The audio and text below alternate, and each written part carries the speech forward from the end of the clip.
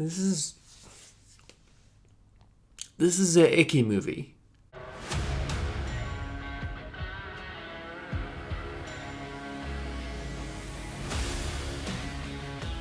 Hey, what's up? My name is John Bonjour. I'm an artist and a film enthusiast. I have drawn some art, and I would like to enthuse about some film. Today, we are talking about stop motion. This came out at a festival last year. I want to say it was Fantastic Fest, but quite honestly, it's 8 in the morning. My phone's on the charger, and I'm just too lazy to look it up. So it came out at a festival last year. This is a new horror movie, and boy is it. Like, it was... I went into this having seen nothing. I didn't see a trailer, I think I saw a poster for it. But I knew kind of what it was about. I had read the premise. It did not prepare me for this. I thought it was going to be way schlockier and more kind of goofy and fun. Goofy and fun are two words that I would actually say are quite the antithesis of this film. I'm going to keep this pretty non-spoiler, so if you haven't seen the movie, you're fine. If you have seen the movie... You're also, you're cooler, I guess. Feel cool about yourself. But just know that I'm going to kind of dance around some spoilers.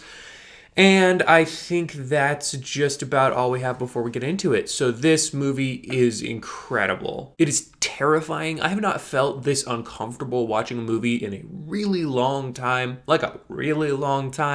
Like since Hereditary.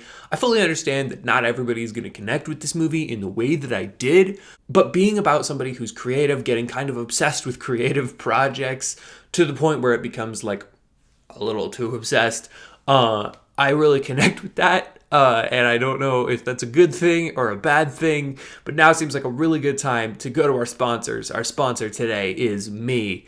Please read my comic, Edge of Bordertown. It's completely free. It's on my website, johnbonart.com.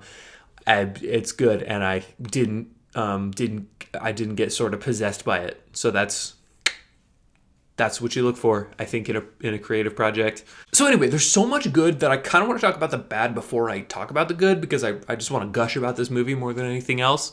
The only real negative that I have for this film is the pacing is a little bit off sometimes. I'll tell you what it is, but it's not going to be like a huge spoiler. It's said pretty early that this is going to be a sort of 3-night, 3-day kind of movie. Like they give a timeline of what this is sort of going to be. And they're building throughout the whole movie toward the end of that timeline. And I felt like the pacing was a little bit strange, where like if you think of like The Conjuring, that didn't have a specific number of days or anything, but The Conjuring, you have a strong distinction between day and night, and you feel like, okay, it's day, okay, now it's night. This doesn't really have that, and so when they're talking about like the 3 nights of the story, it kind of felt like we were brushing through one and then taking way too long on the other. Like some of the pacing just felt a little bit weird, and so by the end of the movie, when you finally get to that 3rd night, it was like, okay, what's happening? Like, how long have we been doing this? It feels longer than the story that they've set. Not a huge negative, quite honestly. Like, it's very minor. And really, there's a side to it that's a positive. While I do think the pacing just generally overall for the film is a little bit strange, I will say it's kind of supposed to feel strange. So I don't know if that's me just kind of writing off weird pacing, but it does... It's clearly supposed to feel dreamlike and blurred, and like it's not totally clear. So maybe this was all intentional and my negative was just like a style part of the film. If that is true, it's just didn't quite work for me. It landed a little weird some of the time, and then like the 3rd act feels like it takes way too long and is also too short. So it's a little strange.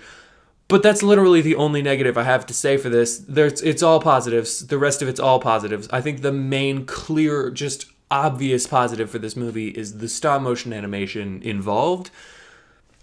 Ridiculously good. I went into this hoping that it was going to have notes of like Mad God, if you saw that a while back, or that episode of Poker Face where she's working on the stop motion ranch or whatever. It definitely has those. I feel like some of the weird, just gross imagery in this is stronger than either of those things, which is really hard to say because Mad God freaks me out and I love it. I think there's just something so special about the way that this film is able to just get under your skin and just live there. It's so impressive to me.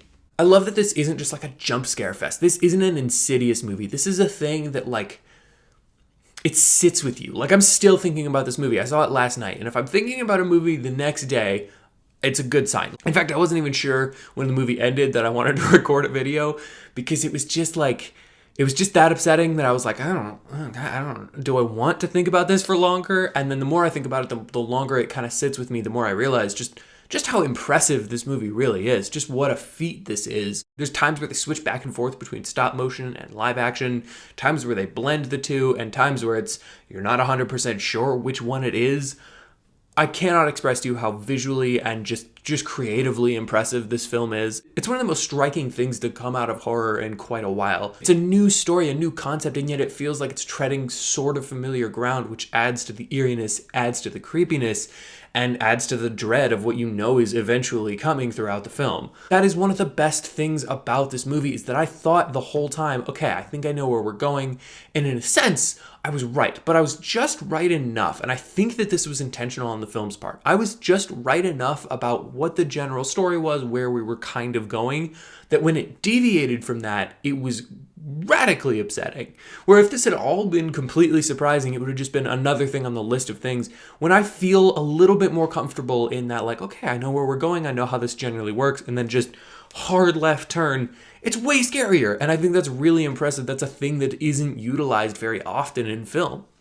Most of the time, if you're familiar with the premise, you're completely familiar with the premise. Or if you're not, you're completely not. I don't know how this managed to find that balance, other than that it was clearly made by horror fans who are very well versed in the genre. And then, like I said, as far as the pacing goes, yes, there are some issues, but throughout the film, the ebb and flow of silence to just really loud blaring music, darkness to brightness, just there's a lot of balances going on, and that ebb and flow is really engaging. I feel like I'm constantly shifting between thoughts and feelings and moods and energies, which is really hard to do, and really, really hard to do when the people next to you won't stop chewing their ice. Holy shit, guys, stop chewing your ice. Why are we chewing ice? Who needs, it's not even good, it doesn't taste good, it's ice, it's water this cold.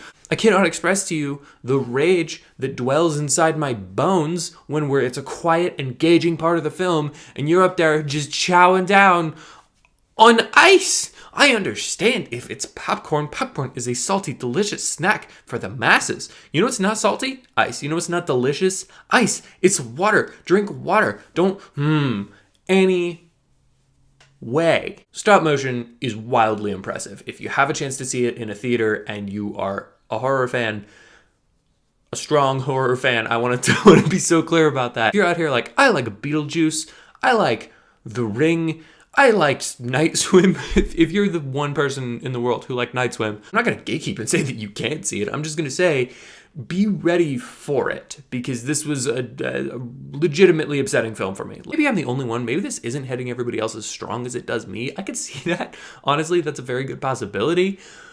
But it really hit me, so I feel obligated to warn you. If you're not like a strong horror fan, maybe check this one out at home, where you can pause it or stop it or burn the Blu-ray if you have to. But if you are a horror fan that is just super into like really upsetting, weird stuff, if Hereditary was your jam, if you liked Mad God, watch this. I guess I'll say that. And if you liked this and haven't seen Mad God, please watch Mad God. It's so amazing. And look into the like story of it. That's a different movie. I'm talking about Stop Motion.